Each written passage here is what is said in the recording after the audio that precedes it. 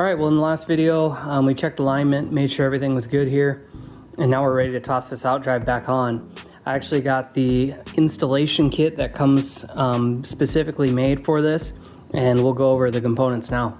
Inside the kit, you have a larger like gasket, rubbery gasket. You got the main gasket that actually seals against the belt housing, and then you got a bunch of different O-rings.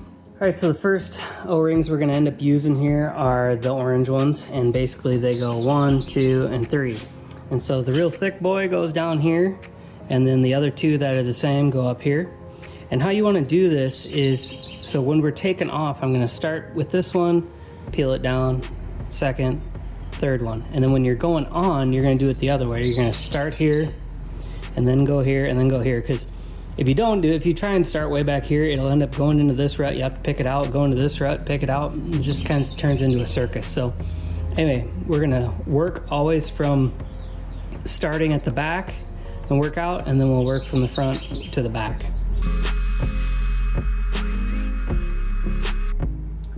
All right, so now I'm gonna start with the biggest one, the thickest one right here. And we'll work our way up.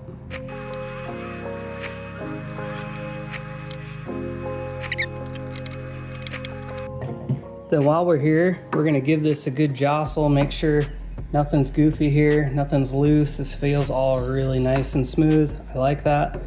These U-joints have probably been serviced somewhat recently, so that's all good. And then if you want, give it a shot of grease right in through there. And now these three components we will take outside with the Outdrive. All right, so with this big honking rubber one, you can see where the old one was. It's back in here. I can just push, grab with my fingers, and pull this one out. And it looks like it had a little Bellows adhesive gushed out a little bit. So we'll probably clean this up as good as we can, and we will put the new one in there. All right, so I got a little bit of lacquer thinner on a rag. And we'll see if I can scrub some of this out. All right, we got that cleaned up as good as we can. So now we're gonna take our ring and get that placed in there, same spot. And I am not putting any Bellows adhesive on it because we are just gonna crush up against it, and that will do the sealing for us. All right, now you can see where it's sitting up, pushed back as far as I can against the actual U-joint Bellows retainer. You can see there. And so now we can turn our attention towards the actual water O-ring here. So raw water comes out of the lake or river, wherever you are, and gets pushed up through this tube, and there can be a bunch of chalky kind of crap that gets up in here. I'm freshwater, so I'm assuming salt could be way worse than that. But anyway, in some cases I would just leave this O-ring. It looks fine, there's no issues going on here. It's actually on there pretty good. But I'm gonna take it loose and clean up the area where it seals against here. And we will use some new Bellows adhesive to actually adhere a new O-ring in its place. All right, I got some Bellows adhesive here, and my local marine shop in town didn't have any Mercruiser stuff, so or Quicksilver brand stuff, so I guess we're gonna use Sierra, but typically my Mercruiser stuff must have gone off and got nasty. All right, so we got that adhered now. It's still a little bit loose, but it's up there basically enough to hold it, which is really all you need. And now I can get the rest of this sorted out. As we let our Bellows adhesive cure up a little bit, I'm gonna take off my nuts and my washers here and get my gasket in place. Okay, and then also you wanna make sure that the boat itself is in forward gear, and that this little roller, see how that roller is picked up inside these little teeth right here? So this little roller right here needs to be inside those right there. I'm gonna go shift the boat into forward gear. All right, so now you can see this kicked back quite a bit, and you notice I got some marine grease, some blue marine grease back in here. I'm gonna swirl that around, make sure that's picking up on this wheel right here, because you want this all to engage together. All right, and so we're about ready to actually put this home. So I'm gonna make sure my splines are good and lubed up. Now we'll really be making a mess.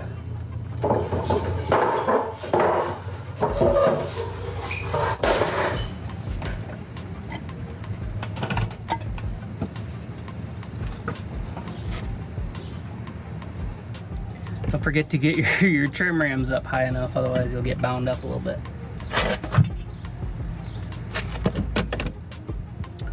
Alright, to assist, I'm going to put this stack of 2x4s underneath the Outdrive to kind of get it up just a smidge higher.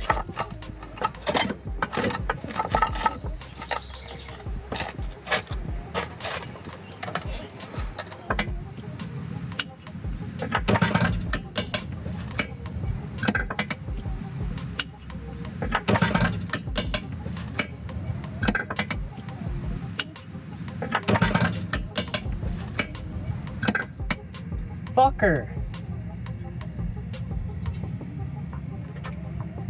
God damn it. Well, this goes to show everybody's an amateur. I ripped my gasket, so now I gotta go order another one. Son of a gun. Alright, well there's 20 bucks. I ended up ripping the gasket like right here. So basically I have to try this again. So I'm gonna pull this out and get a new gasket on it and give it another shot.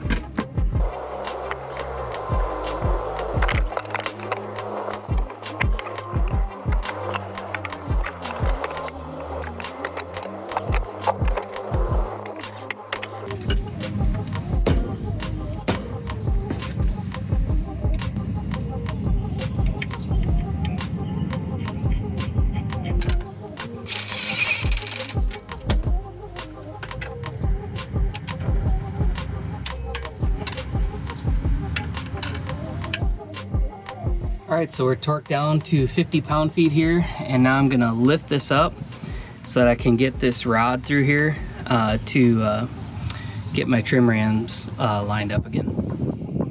Alright, here's the pin that goes through the trim rams and then through the actual Outdrive here.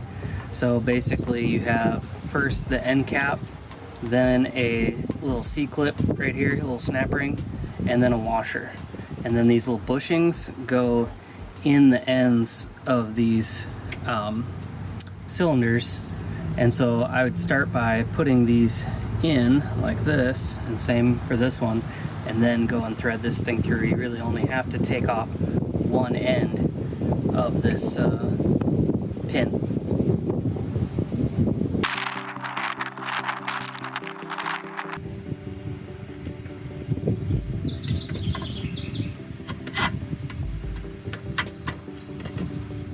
So as you get the weight on one of those cylinders, it'll push the one in and pull the other one out. So you gotta lift up until you can meet there.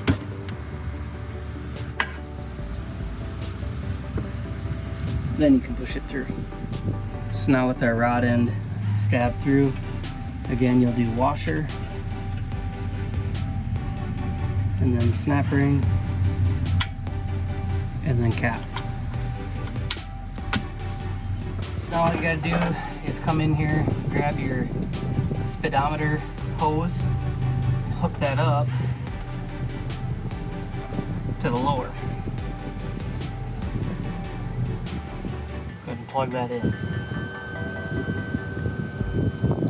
Alright, so now I'm just filling this thing up. I got my Mercruiser gear lube here and their pump kit and everything. You can get that all together if you want, if you don't have any of that. And we'll get this baby filled up.